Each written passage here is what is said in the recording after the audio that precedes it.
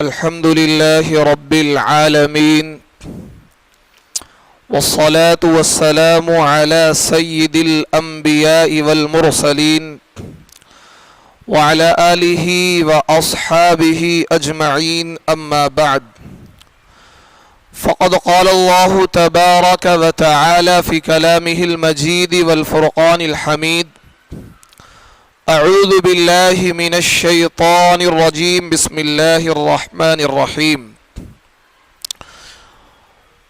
وما أرسلناك إلا رحمة للعالمين قال النبي صلى الله عليه وسلم إنما بعثت معلما أو كما قال عليه الصلاة والسلام۔ حاضرین مجلس، سامعین محترم، نوجوان دوستوں اور بزرگوں، اللہ رب العزت نے اس کائنات انسانی میں 1,24,000 انبیاء کو مبعوث فرمایا اور دنیا میں بھیجا ہے، اور اس پیغمبروں کے سلسلے کی جو آخری کڑی ہے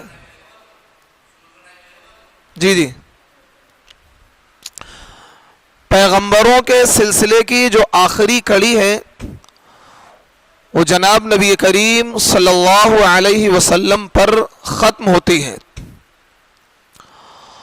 اور نبی کریم صلی اللہ علیہ وسلم کی جو بعثت ہے وہ ایک ایسا عظیم واقعہ ہے جو کائنات انسانی میں رونما ہوا، اور نبی علیہ الصلوۃ والسلام کی بعثت سے دنیا میں انقلاب آیا۔ 6 صدی عیسوی میں دنیا اپنے اخلاق کے بدترین دور سے گزر رہی تھی۔ دنیا کے اندر قتل و غارت گری کا ماحول تھا، اور دین و شریعت کا صرف نام و نشان رہ گیا تھا۔ بدعات، خرافات، رسومات پوری دنیا میں رائج ہو چکی تھیں۔ عرب کے لوگ اپنے آپ کو یوں تو کہتے تھے کہ ہم دین ابراہیمی پر قائم ہیں اور دین ابراہیمی کے ماننے والے ہیں، لیکن ان کے وہاں توحید نام کی کوئی چیز نہیں تھی۔ عقیدہ توحید ان کے وہاں صرف ایک رسم بن کر رہ گئی تھی۔ وہ بتوں کی عبادت کرتے تھے، بتوں کے آگے ماتھا ٹیکتے تھے، اور لاکھوں کروڑوں کی تعداد میں انہوں نے بت بنا رکھے تھے۔ سفر کا خدا الگ ہے، حضر کا خدا الگ ہے، کسی پرٹیکولر مصیبت کا خدا الگ ہے، روزی دینے والا خدا الگ ہے، مصیبتوں سے بچانے والا خدا الگ ہے۔ اس طریقے سے انہوں نے کئی سارے بت تجویز کر رکھے تھے، متعین کر رکھے تھے، جو الگ الگ کام کے لیے تھے۔ لیکن ان ساری باتوں کے باوجود وہ اپنے آپ کو دین ابراہیمی پر قائم اور دائم کہتے تھے۔ وہ کہتے تھے کہ ہم دین ابراہیمی پر ہیں اور حضرت ابراہیم علیہ السلام کے دین پر عمل پیرا ہیں، حالانکہ دین ابراہیمی کی جو اصلی حالت تھی وہ بگڑ چکی تھی۔ کچھ چیزیں ان کے وہاں باقی تھیں، کیونکہ جب کسی قوم میں رسومات اور بدعات کا رواج ہو جائے تو اس قوم سے دین ختم ہو جاتا ہے، اور وہ قوم رسومات میں، بدعات میں، خرافات میں گھر جاتی ہے، اور اسے ایسا لگتا ہے کہ ہم دین پر عمل کر رہے ہیں، اسے ایسا لگتا ہے کہ ہم دین پر عمل کر رہے ہیں، لیکن وہ دین پر عمل نہیں کرتی ہے۔ عرب کے لوگ اپنے آپ کو ہی کہتے تھے کہ ہم دین ابراہیمی پر قائم ہیں، کیونکہ وہ حج بھی کرتے تھے، عمرہ بھی کرتے تھے، خانہ کعبہ کا طواف کرتے تھے، لیکن اس کے باوجود خانہ کعبہ کے اندر کئی بڑے بڑے بت انہوں نے رکھے ہوئے تھے، اور ان طواف کرتے جاتے تھے، ان بتوں کے سامنے ماتھا ٹیکتے جاتے تھے، لیکن اس کے باوجود کہتے تھے کہ ہم دین ابراہیمی پر قائم ہیں، اور اپنے آپ کو صحیح دین پر قائم بتاتے تھے کہ ہم اپنے باپ داداؤں کے دین پر قائم ہیں۔ اچھا، یہ بگاڑ ایک دن میں پیدا نہیں ہوتا، کوئی بھی بگاڑ ایک دن میں پیدا نہیں ہوتا۔ کوئی بھی چیز ابتداً کسی بھی مذہب میں کوئی چیز آئے تو وہ شروعات میں بڑی اچھی معلوم ہوتی ہے۔ بدعت جو ہے جب کسی دین میں داخل ہوتی ہے تو بڑی اچھی محسوس ہوتی ہے، لیکن ایک صدی گزرنے کے بعد میں، ایک دو نسلیں گزرنے کے بعد میں اس پر کیا ہے، التزام ہو جاتا ہے اور اس میں نئی نئی شکلیں پیدا ہو جاتی ہیں. اس کو میں ایک ایگزامپل سے سمجھاؤں گا. جیسے کہ آج کل ہمارے وہاں ایک رسم چل پڑی ہے جمعہ مبارک. واٹس ایپ پہ سوشل میڈیا پر جمعہ مبارک جمعہ مبارک جمعہ مبارک جمعہ مبارک. اب لوگ اگر ان سے سوال کیا جائے جمعہ مبارک کیا ہوتا ہے, صحابہ نے ایک دوسرے کو جمعے کی مبارکباد دی یا اسی طریقے سے تابعین نے تبع تابعین نے نہیں دی. اب ہم یہ کہیں کہ بھئی جمعہ مبارک کہنا ٹھیک نہیں ہے, جائز نہیں ہے, بدعت ہے. اب سامنے والا کہے گا لو جی جمعہ مبارک کہنے میں کیا حرج ہے, جمعہ مبارک کہنے میں کیا حرج ہے. تو بھائی جمعہ مبارک کہنے میں کوئی حرج نہیں ہے, ابھی بہت اچھا لگ رہا ہے, ابھی بہت اچھا لگ رہا ہے. لیکن جب ایک صدی گزر جائے گی, ایک نسل یعنی آپ آگے گزر جائیں گے, آپ چلے جائیں گے, آپ کی نسلیں آپ کی اولاد یہاں موجود ہوگی, تو پھر وہ جمعہ مبارک کو لازم سمجھ لیں گے, جمعہ مبارک کو لازم سمجھ لیں گے. اگر کسی نے کسی کو جمعہ مبارک نہیں کہا تو کہ لو جی بتاؤ آج جمعہ کے دن ہے, میں جمعہ مبارک نہیں کہا, بلکہ وہ شریعت کا, دین کا, معاشرے کا وہ حصہ بن جائے گا. ایسا ہی ہوتا ہے. کوئی بھی بدعت ابتداً بھلے ایک سمپل سی شکل میں آتی ہے, لیکن بعد میں اس میں شدت ہوتے ہوتے ہوتے اس میں نئی نئی چیزیں شامل ہو جاتی ہیں. تو اس لیے بت پرستی جو عرب کے اندر پھیلی, کیسے پھیلی؟ اس طریقے سے پھیلی بت پرستی عرب کے اندر کہ کوئی بڑا شخص خاندان کا یا معاشرے کا کوئی اچھا انسان, نیک انسان فوت ہوا, تو اب لوگوں نے اس کی یادگار کے لیے نقاشی کر کے اس کی مورتی بنا لی, اور اس کی پوجا کے لیے نہیں, صرف یادگار کے طور پر اپنے گھر میں رکھ لی, اور سال 6 مہینے اس کی صاف صفائی کر دی, اس پر کور ڈال دیا اور تھوڑا سا اس کی صاف صفائی کر دی. اب وہ گھر میں مورتی رکھی ہوئی ہے. اب ظاہر سی بات ہے یہ بڑے میاں چلے گئے, اب ان کی اولاد آئی, اس نے تھوڑا سا اور اس کی تعظیم کرنی شروع کر دی, بھائی یہ ہمارے فلاں ہیں, اور اس نے تھوڑا سا اس کی اور اس میں تعظیم میں اضافہ کر دیا.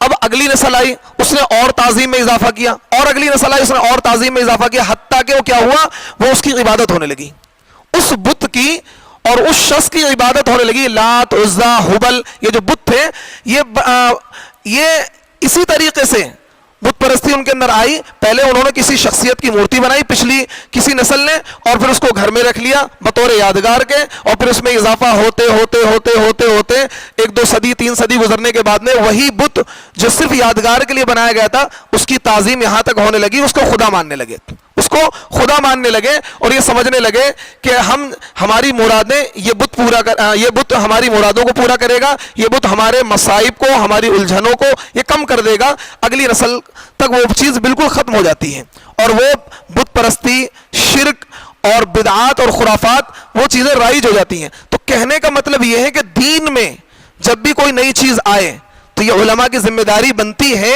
کہ اس نئی چیز کا بائیکاٹ کریں, اس نئی چیز پر رد عمل کا اظہار کریں. لیکن ہوتا کیا ہے, اگر کوئی نئی چیز شامل ہوتی ہے اور اس چیز کا مطلب یہ کہا جاتا ہے یہ غلط ہے, تو پھر لوگ کہتے ہیں لو جی اب تک تو کسی نے ہمیں ٹوکا نہیں تھا, یہ نئے نئے مفتی آ گئے, نئے نئے کام کر رہے ہیں. جیسا کہ آپ کو بتاؤں ہمارے معاشرے کے اندر, آپ ہندوستانی معاشرے کو لے لیجئے, بے شمار چیزیں ہیں جو ہماری شریعت کا حصہ نہیں ہے, اسلام کے کلچر کا حصہ نہیں ہے, اور نہ قرآن کی تعلیم ہے, نہ نبی کی تعلیم ہے, نہ صحابہ کی تعلیم ہے, نہ اکابرین کی, نہ تابعین کی, کسی کی تعلیم نہیں ہے, لیکن ہمارے معاشرے کا وہ چیز حصہ بنی ہوئی ہے.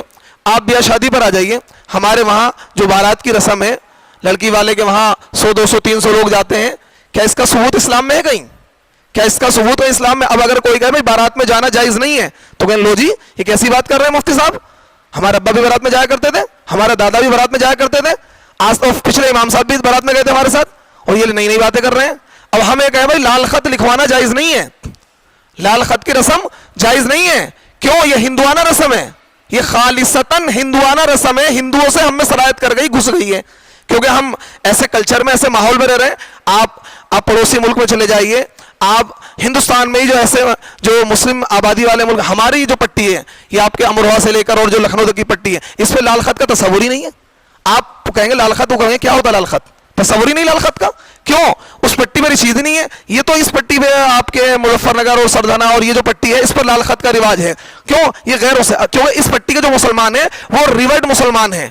بھائی جیسے جاٹ ہیں, مسلمان جاٹ بھی ہیں, ہندو جاٹ بھی ہیں, اسی طریقے سے راجپوت ہیں, ہندو راجپوت بھی ہیں, مسلمان راجپوت بھی ہیں. یعنی اس پٹی کے جو مسلمان ہیں وہ ریورڈ مسلمان ہیں. اب وہ ریورڈ ہو گئے, وہ کنورٹ ہو گئے, لیکن وہ رسمیں جو تھیں باپ داداؤں کی باقی رہیں, باپ داداؤں کی رسمیں باقی رہیں. اب اگر کوئی مولوی ان رسموں کا بائیکاٹ کرے گا تو عوام کیا دشمن بن جائے گی, عوام کیا ہے دشمن بن جائے گی. لو جی انہوں نے تو لال خط کو منع کر دیا, انہوں نے تو لال خط کو منع کر دیا، فلاں امام صاحب تو لال خط بھی لکھتے تھے، لال خط میں جاتے بھی تھے. ارے بھائی لال خط کیا ہے؟ یہ خالصتاً ہندوانہ رسم ہے. اسی طریقے سے بھات، شادی میں بھات چلتا ہے. یہ بھات آپ غیروں میں چلے جائیں، آپ وہاں بھات چلتا ہے، آپ ہندوؤں میں چلے جائیں وہاں بھات دیتے ہیں. یہ کیا ہے؟ یہ سراسر رسمیں ہیں. اسی طریقے سے سلامی ہے، سلامی ہمارے وہاں ہوتی ہے، اور بے شمار رسمیں ہیں. سلامی ہے، بارات ہے، اور منڈا ہے، اور اسی طریقے کی بے شمار رسمیں ہیں. جہیز ہے، جہیز کا کیا ہے؟ اسلام سے کوئی تعلق نہیں ہے، لیکن ہمارا کیا ہے؟ جہیز بھی ہمارا خوب لیا جا رہا ہے اور دیا جا رہا ہے.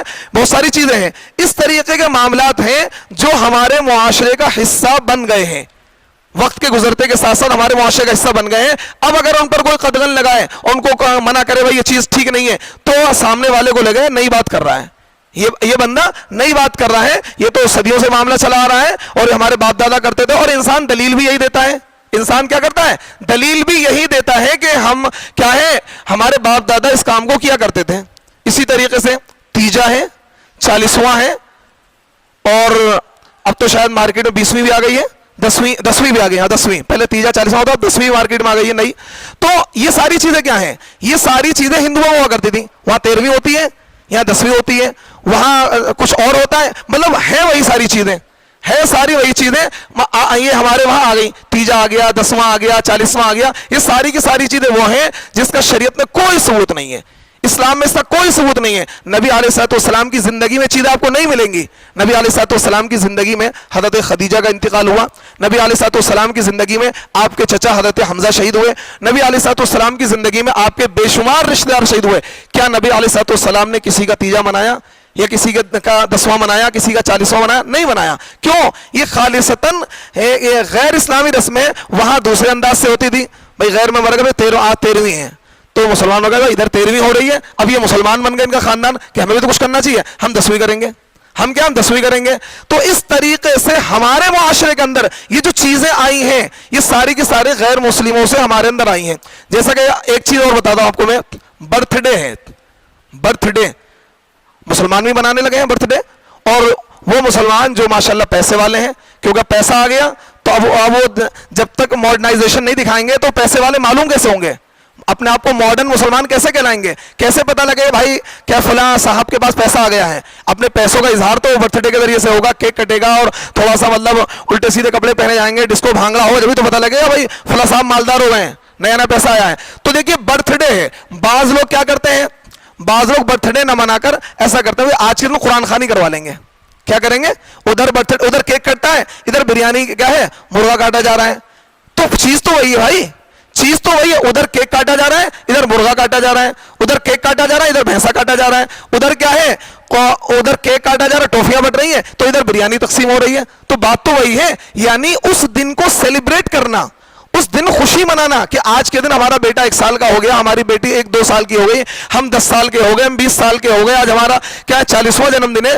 اور ہم نے کیا کیا؟ ہم نے کیک نہیں کٹوایا.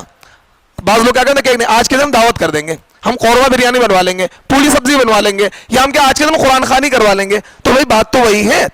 بھائی انہوں نے کچھ اور پڑھ لیا، آپ نے قرآن پڑھ لیا. یعنی مقصد ہے اس دن کو یاد رکھنا اور اس دن کو سیلیبریٹ کرنا. یا ایسی شادی کی اینیورسری ہے، یہ بھی غیر اسلامی رسم ہے، یہودیوں سے اور ہندوؤں سے اور عیسائیوں سے ہم میں آ گئی ہے. اب وہ کیا ہے؟ اینیورسری مناتے ہیں، کہیں باہر جا کر ہوٹلوں میں پکنک کرتے ہیں اور گفٹ دیتے ہیں. ہمارے وہاں بھی مسلمان کیا ہے، مرد کیا بھائی آج کیا شادی کی سالگرہ ہے، وہ کچھ نہ کر کر بیوی کو گفٹ لا کے دے دیتے ہیں، بھائی آج کیا شادی کا 1 سال ہو گیا بھائی. تو یہ ساری چیزیں ہمارے وہاں موجود ہیں. اور جب انسان آگے بڑھتا رہتا ہے تو اس کو شدت سے اس پر عمل کرنے لگتا ہے، اگلی نسل اس کو شدت سے عمل کرتی ہے. ہمارے ابو تو یار برتھ ڈے مناتے تھے، ہمارے ابو کیا ہے اینیورسری مناتے تھے، تو ہم بھی کیا ہے اینیورسری منائیں گے. تو کہنے کا مطلب یہ ہے کوئی بھی رسم جو آتی ہے مسلمانوں میں کسی بھی مذہب میں پہلے بڑی اچھی محسوس ہوتی ہے، لیکن دھیرے دھیرے وہی رسم دین کا حصہ بن جاتی ہے، وہی رسم دین میں شامل ہو جاتی ہے. اس لیے ہر نئی چیز جو دین میں آئے اس کا ہمیں کیا ہے، اس کی مخالفت کرنی چاہیے، اس کا بائیکاٹ کرنا چاہیے، اس میں نہ شریک ہونا چاہیے اور اس میں کسی بھی طریقے کی معاونت نہیں کرنی چاہیے. تو اسلام کے فلسفے کو سمجھیے، اسلام کی تعلیمات کو سمجھیے، اسلام کی روح کو سمجھیے. آج میں کہا کرتا ہوں کہ جو ہندوستان کے مسلمان ہیں وہ ذہنی طور پر مسلمان نہیں ہیں. ہندوستان کا جو مسلمان ہے وہ ذہنی طور پر مسلمان نہیں ہے، اعتقادی طور پر مسلمان نہیں ہے. بس ٹھیک ہے، ابو مسلمان تھے ہم بھی مسلمان ہیں، دادا مسلمان تھے ہم بھی مسلمان ہیں. مطلب وہ ایک جو نسلی سلسلہ ہے، وہ جو موروثی سلسلہ ہے، اس وجہ سے مسلمان ہیں. جو ہمارے اعتقادات ہیں، ہماری معاشرت ہے، ہمارا کلچر ہے، ہماری تہذیب ہے، وہ سب کی سب غیر مسلموں والی ہے. ہمارا رہن سہن، ہمارا رہنے کا انداز، ہمارا کیا کھانے کا انداز، ہمارے بیاہ شادی، آپ فرق محسوس نہیں کر سکتے ایک کیا ہے غیر مسلم کی بارات جا رہی ہے یا مسلمان کی بارات جا رہی ہے. آپ فرق محسوس نہیں کر سکتے. آپ بہت ہی قریب سے جا کے دیکھو گے شاید کچھ فرق محسوس ہو جائے، کچھ تلک دھاری مل جائے یا کچھ ویسے مل جائے، لیکن جو بارات نکلنے کا انداز ہے وہ ساری کی ساری چیزیں وہی ہیں. اب اچھا، ہندوستانی مسلمانوں کو کیا ہے، اصل دین کو چھوڑ دیا، نقل کو پکڑ لیا. ایک انسان کیا ہے، فرض نماز نہیں پڑھے گا، فرض نماز پڑھنے کے لیے اپنی قریب کی مسجد میں نہیں جائے گا، اور جنازے کی نماز پڑھنے کے لیے سعودی سے بھی آ جائے گا. بھائی کیا فلاں صاحب کا انتقال ہو گیا، ابو کا انتقال ہو گیا، جنازے کی نماز پڑھنی، سعودی سے آ جائے گا 50,000 روپے خرچ کر کے. فرض نماز برابر میں مسجد نہیں پڑھے گا، یوں بیٹھا رہے گا. اور جنازے کی نماز پڑھنے کے، جنازے کی نماز فرض کفایہ ہے، ایک بندے نے پڑھ لی پورے محلے کا فرض ادا ہو گیا. سب کو پڑھنے کی ضرورت نہیں ہے، سب پڑھ لیں اچھی بات ہے، فرض کفایہ ہے. لیکن نماز ہر بندے پر فرض عین ہے. اگر آپ نہیں پڑھیں گے تو گناہگار ہوں گے. اور جنازے کی نماز محلے کے چند لوگ پڑھ لیں، باقی نہ پڑھے، سب کا فرض ادا ہو گیا، سب کا فرض ادا ہو گیا. تو ہم نے اصل کو نہیں پکڑا، فرض نماز بیٹھے بیٹھے چھوڑ دیں گے، اور جنازے کی نماز پڑھنے کے لیے 500 کلومیٹر دور بھی چلے جائیں گے. ارے رشتہ داری فلاں صاحب کا انتقال ہوا، بھائی رو کے رکھنا، ہم جنازے میں شریک ہو جائیں گے، ہم جنازے میں شریک ہو جائیں گے. تو یہ کیا ہے، اصل دین کو ہم نے چھوڑ دیا، نقل کو پکڑ لیا. اصل دین کو ہم نے چھوڑ کر نقل کو پکڑ لیا.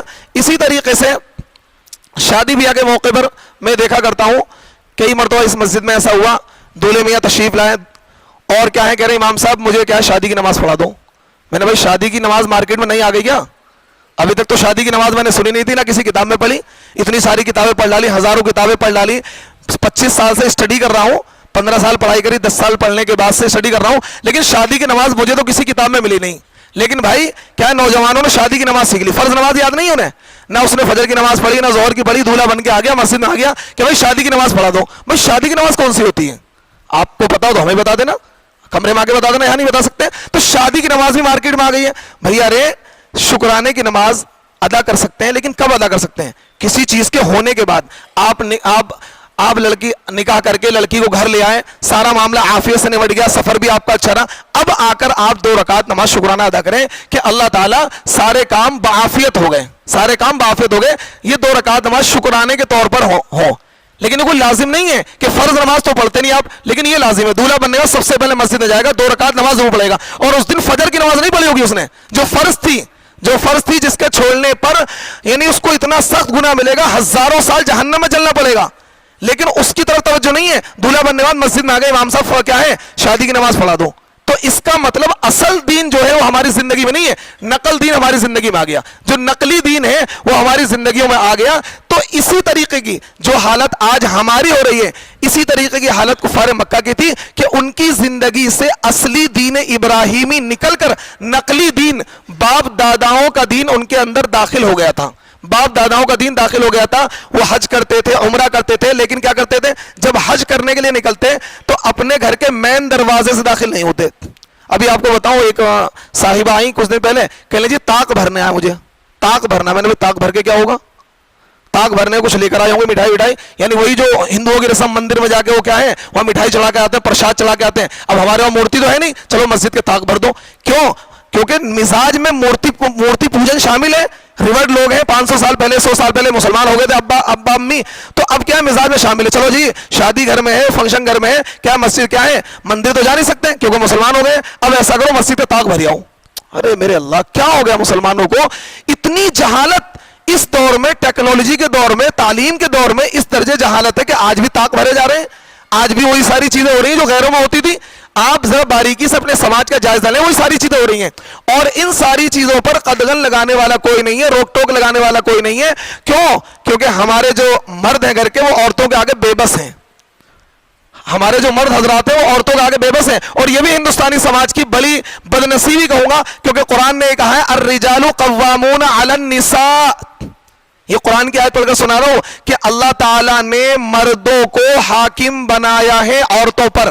مرد حاکم ہے، مرد کے ہاتھ میں پورے گھر کا نظام ہونا چاہیے. کیوں؟ مرد کے اندر اللہ نے صلاحیتیں دی ہیں، صبر کی، ضبط کی، حلم کی، بردباری کی، سوچنے کی، سمجھنے کی. مرد کی عقل کامل ہوتی ہے، عورت کی عقل ناقص ہوتی ہے، کم عقل ہوتی ہے عورت. یہ میں نہیں کہہ رہا ہوں، یہ جناب نبی کریم صلی اللہ علیہ وسلم نے ارشاد فرمایا کہ ہن ناقصات العقل، عورتیں کم عقل ہوتی ہیں، سمجھ بہت زیادہ نہیں ہوتی ہے. لیکن ہمارے وہاں کیا ہے؟ ہمارے وہاں ہندوستان میں جو ذوق میں دیکھ رہا ہوں کہ 90 کے 95% لوگ ایسے ہیں جو بھیا کیا ہے، بیگم صاحبہ کما کر لاؤ، بیگم صاحبہ کے کیا ہے چڑھاوا چڑھا دیا، اب بیگم صاحبہ سے لے کے خرچ کرنا، لاؤ جی 100 روپے دے دینا، 200 دے دینا. یہ کیا ہے؟ یہ اسلامی مزاج نہیں ہے، یہ اسلامی مزاج نہیں ہے.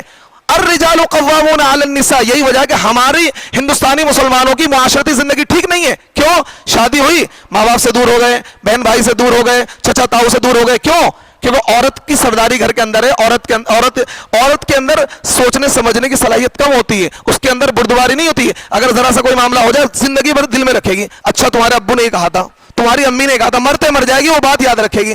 اور اگر مرد کے ہاتھ میں نظام ہوتا ہے، مرد اپنے اعتبار سے گھر کو چلاتا ہے، تو مرد سب کو جوڑ کر چلتا ہے، اپنے ماں باپ کو بھی، بہن بھائیوں کو بھی، سب کو جوڑ کر چلتا ہے. تو ہمارے وہاں الٹا معاملہ ہے. ہمارے وہاں جو مرد حضرات ہیں، برا نہیں ماننا، برا نہیں مانے، صحیح، بالکل بالکل میں ریئلٹی بتا رہا ہوں. 95% مرد وہ ہے جو بھیا کما کر لاتے ہو، کیا ہے، بیوی کو دے دیتے ہیں، آپ بیوی سے لے کے خرچ کرتے ہیں. یہ مزاج اچھا نہیں. آپ بیوی کا خرچہ طے کرتے ہیں، جیب خرچ. ایک تو گھر کا خرچ ہوتا ہے، ایک جیب خرچ ہوتا ہے. آپ نے بھائی 2000 روپے، 500 روپے، 15 روپے جیب خرچ ہے، یہ تو کہیں بھی خرچ کا اس کا کوئی حساب نہیں، اور آپ اس کے حساب لینے کے بھی حقدار نہیں ہیں. کیوں؟ بیوی کے اپنے خرچے ہوتے ہیں، وہ اپنے رشتہ داروں پر یا اپنے ماں باپ پر یا اپنے سہیلیوں پر خرچ کرنا چاہتی ہے یا مسجدیں دینا چاہتی ہے، تو آپ اس کا خرچہ طے کر دیں. 1000 روپے یہ تیرا جیب خرچ ہے، یہ تو خرچ کر لے، پھینک دے کسی، اس سے مجھے کوئی سروکار نہیں، باقی گھر کا خرچ میں اٹھاؤں گا. اور کیا ہے، ساری گھر کی کیا ہے، گھر کی حاکمیت میرے ہاتھ میں ہوگی.